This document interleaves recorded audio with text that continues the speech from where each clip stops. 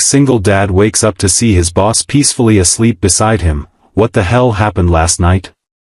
The sunlight streaming through half-drawn blinds was what woke him. That, and the pounding headache threatening to split his skull in two. But it was the soft breathing beside him that made Marcus Bolton's eyes fly open in panic. There, sleeping peacefully on the other side of his bed, was Catherine Chen, his intimidating, impossibly competent boss of 3 years.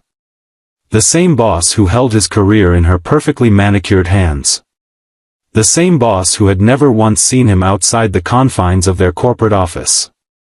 Until now, apparently. If you've ever woken up to find your life suddenly turned upside down, hit that like button and subscribe to see more stories that will take you on an emotional roller coaster you never expected. Trust me, Marcus's journey from this moment forward will have you laughing, crying, and believing in second chances when you least expect them. Marcus stared at the ceiling, trying desperately to piece together the fragments of the previous night. The company holiday party. The open bar. Catherine's unexpected kindness when he'd received an emergency call from his daughter's babysitter. But how had they ended up here? And more importantly, what happened between them? With his 7-year-old daughter Lily sleeping just down the hall, Marcus felt his chest tighten with anxiety. Being a single dad was hard enough without adding workplace complications to the mix. Especially when that complication was currently wearing what appeared to be his old college t-shirt and nothing else. The digital clock on his nightstand read 6:17 a.m. In exactly 43 minutes, Lily would bounce into his room as she did every Saturday morning, ready for their pancake tradition. Marcus needed answers before then, but he was terrified to wake the sleeping woman beside him. Catherine Chen had always been an enigma at Meridian Technologies. Brilliant, driven, and notoriously private, she had climbed to Senior VP of Operations by age 35 through sheer force of will and intelligence. The office rumors painted her as cold, calculating, and possibly part robot. Yet the woman sleeping beside him now looked nothing like that corporate warrior. Her normally perfect black hair was tousled across his spare pillow, her face relaxed and vulnerable in sleep. Marcus carefully slid out of bed, relieved to discover he was still wearing his dress pants from the night before. His shirt, however, was nowhere to be seen. The floor was a minefield of discarded clothing, his suit jacket, her elegant black dress, a single high heel. The evidence wasn't looking good. In the bathroom, Marcus splashed cold water on his face and tried to calm his racing thoughts. He had worked so hard to build a stable life for Lily after her mother walked out 3 years ago. His job at Meridian was the cornerstone of that stability. If he had crossed a line with his boss, if he had somehow taken advantage while they were both intoxicated, he could lose everything. The face that stared back at him from the mirror looked haunted. Dark circles under bloodshot eyes, stubble shadowing his jaw, and a small bruise on his collarbone that he definitely couldn't explain. What the hell had happened last night? Marcus crept back into the bedroom to find Catherine sitting up in bed, her dark eyes alert despite the early hour. She had pulled the sheet up to her chest, and the awkwardness between them was palpable. "Good morning, Marcus," she said, her voice surprisingly gentle. "Catherine, he began, but she held up a hand to stop him. "Before you say anything, I think we should establish what you remember about last night." Marcus swallowed hard. "The holiday party. You in that black dress. Too many whiskeys. Then, things get fuzzy." He ran a hand through his disheveled hair. "Look, if I did anything inappropriate." A small smile touched her lips. "You didn't. Then how did we end up here?" Catherine's expression softened. "Your babysitter called. Lily had a fever of 103. You were in no condition to drive, so I brought you home. By the time we got the fever under control, it was past midnight, I was exhausted, and you offered me your bed while you took the couch." She gestured to the rumpled sheets between them. "I woke up around 3 a.m. to check on Lily and found you passed out here too. You were mumbling something about monsters under the bed. I think you were checking on her and got confused. Relief washed over Marcus like a tidal wave. So nothing happened between us? Nothing except me seeing you be an incredible father while half drunk and completely panicked. She paused, studying his face. You really don't remember any of it, do you? Marcus shook his head, embarrassment replacing his earlier fear. The last clear memory I have is telling you about Lily's mother leaving us. You told me a lot more than that, Catherine said quietly. About how you've been raising her alone since she was 4. How you turned down the Seattle promotion because it would mean uprooting her from her school and friends.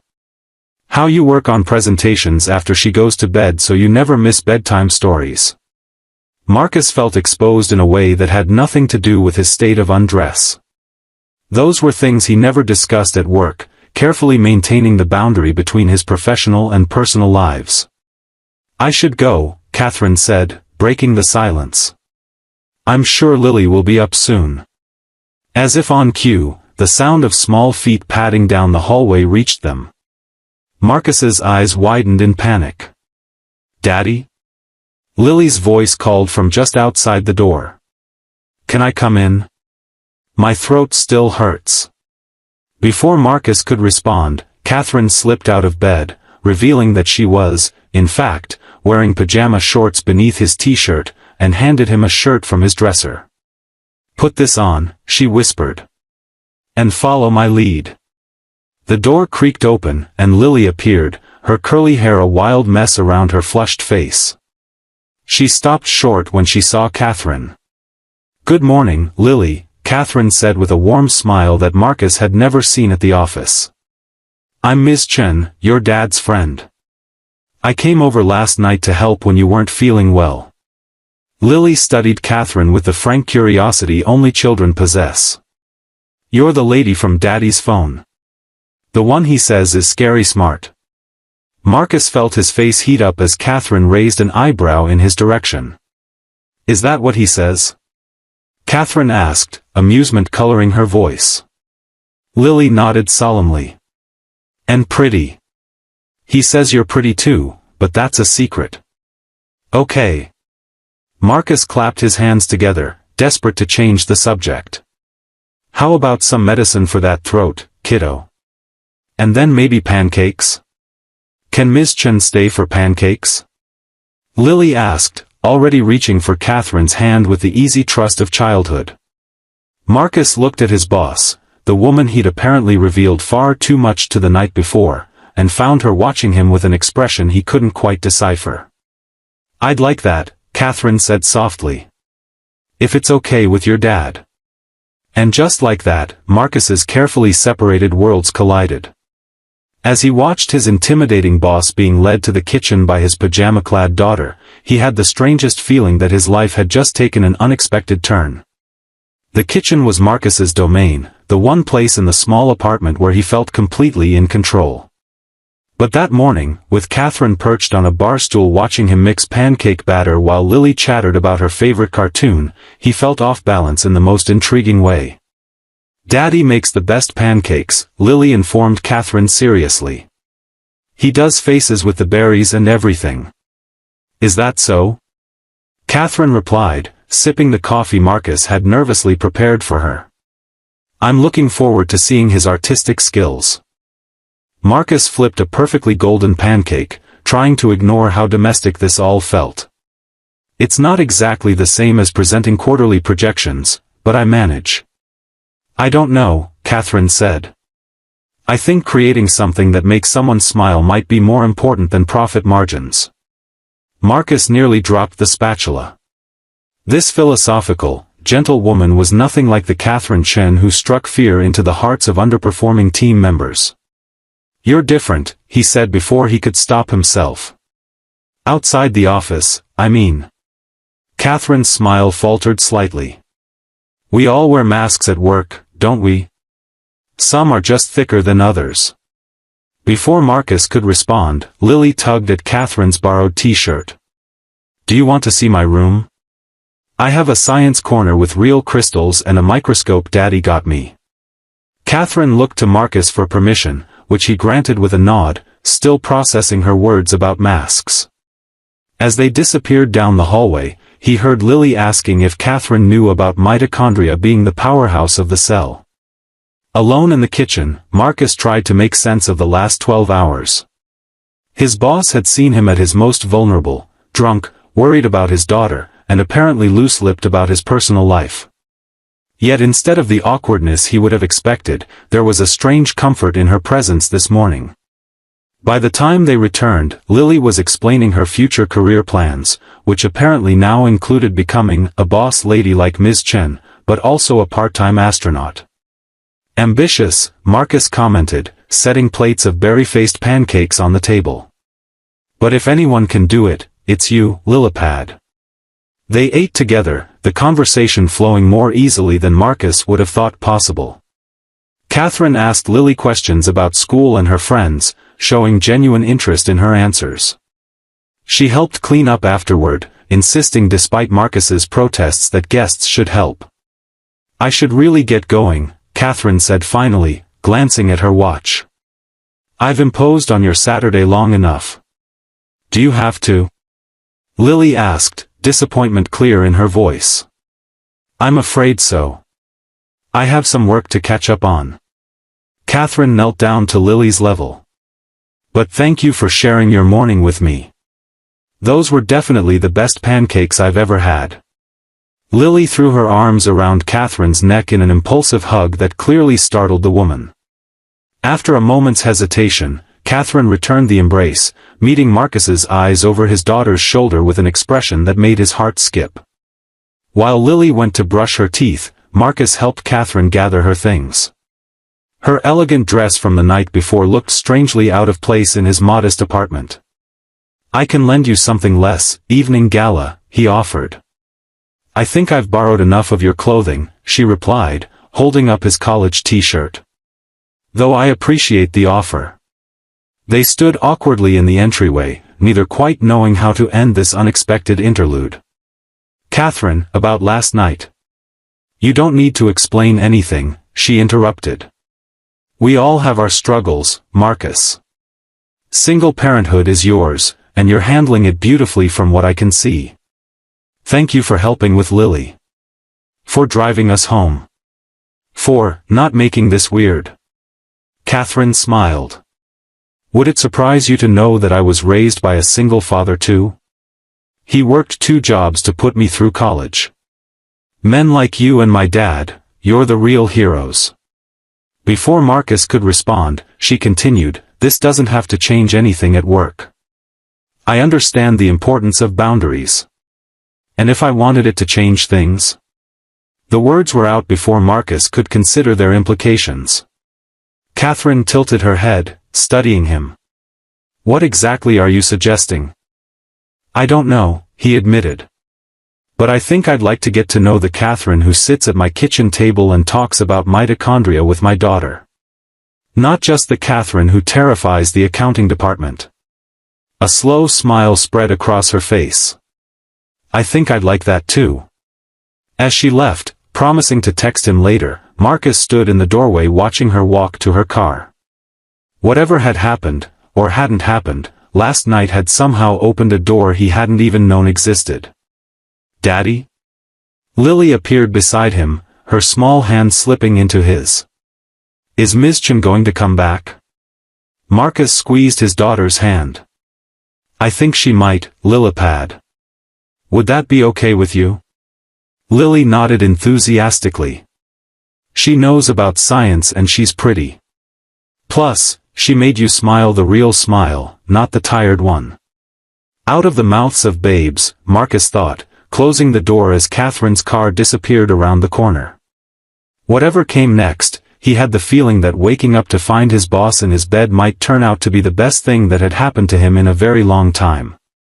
The following Monday, Marcus approached the office with trepidation.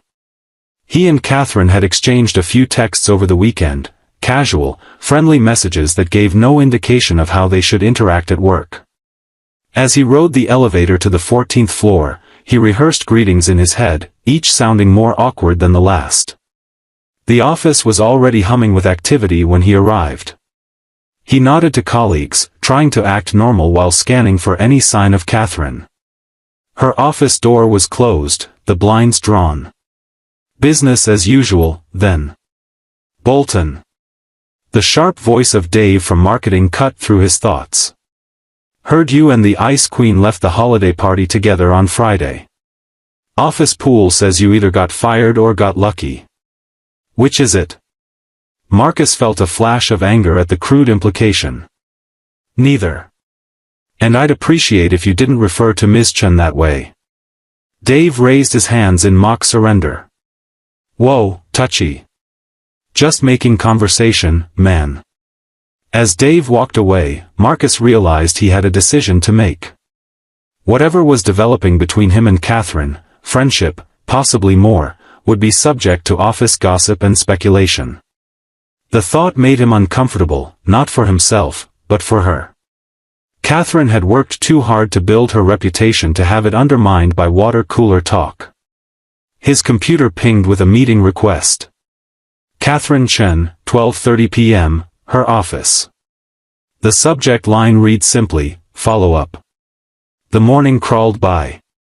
Marcus found himself unable to focus on the quarterly report he was supposed to be finalizing, his mind constantly drifting to the upcoming meeting. By noon, his stomach was in knots. At precisely 12:30, he knocked on Catherine's office door. Come in, her voice called, professional and composed. Catherine sat behind her desk, impeccable in a charcoal suit, her hair pulled back in its usual sleek bun. Nothing in her appearance suggested the woman who had sat cross-legged on his daughter's bedroom floor examining rock specimens. Close the door, please, she said, gesturing to the chair across from her. Marcus complied, settling into the seat with what he hoped was a neutral expression. I wanted to check in, Catherine began, her tone businesslike. About Friday night and Saturday morning. Of course, Marcus nodded, following her lead. I appreciate your discretion. Catherine studied him for a moment, then sighed. This is awkward, isn't it? Despite our best intentions.